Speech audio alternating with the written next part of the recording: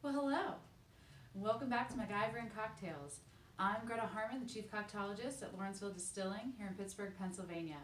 And today, since it's International Whiskey Day, we're making one of our favorite cocktails, the Old Fashioned. Now, if making Bloody Marys is like cooking, making Old Fashions is much closer to baking. It's very precise. Now, with that being said, to make an Old Fashioned, you can make it with pretty much any spirit you'd like. I prefer to make it with barrel-aged spirits, such as your whiskeys. You have your bourbons, your ryes, your other whiskeys, your scotches, even nice rums, tequilas, mezcals, even a barrel-aged gin. Every old-fashioned is made of these components: spirit, sugar, bitters, and garnish. Since I'm a professional bartender, I have bar tools that look something like this.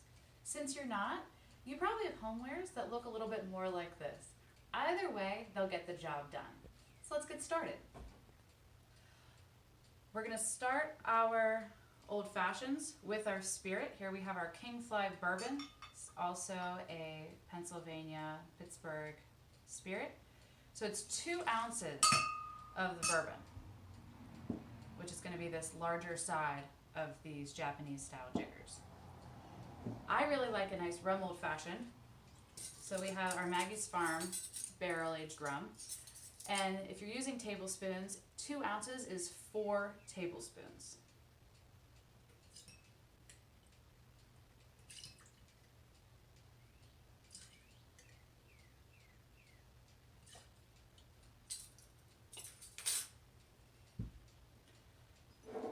So then we use a 1/2 ounce of our Demerara simple syrup. Now if you don't have Demerara at home, you can make a regular white simple syrup using just plain white sugar, or you can mix the white sugar and brown sugar to make a nice richer simple syrup, or you can get fancy and make some burnt sugar simple syrup like our friends at Liberty Pole enjoy in their old fashions. And if you're using tablespoons, 1/2 ounce is 1 tablespoon. Now you really want to make sure you're measuring that, because a complaint that I've heard is that some old fashions just get too sweet. And if it's not sweet enough, you can always add like 1/2 teaspoon at a time. Otherwise, it can just kind of get out of control. Next, we have our Angostura Bitters. These add a nice depth of flavor.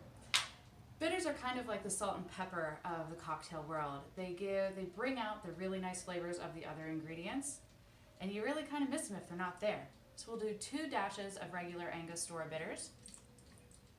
And you can find these at your local grocery store in like the bar mixers aisle or section of your beverage aisle.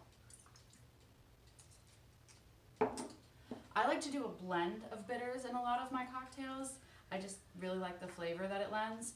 And so since an old fashioned is typically garnished with an orange peel, I do like to actually add a little bit of orange bitters as well. These are Angostura orange bitters, but you can use other brands if you like. You don't even have to use them at all. So it's 2 dashes of those as well. So now we have our spirit, our sugar, our bitters. Let's add ice and get to stirring.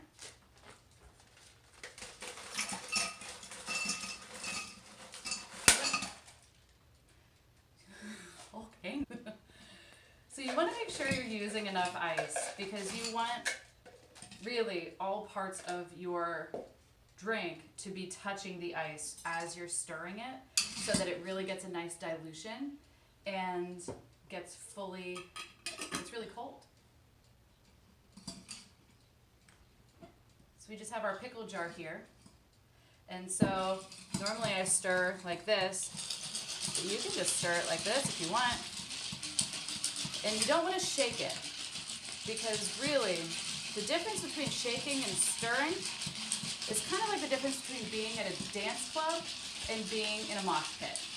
In a dance club, you're kind of like bumping and grooving. In a mosh pit, you're just getting beat up.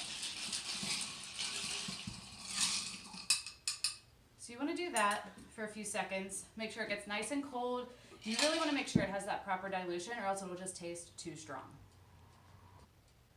Oh, where are my glasses? Oh, there they are.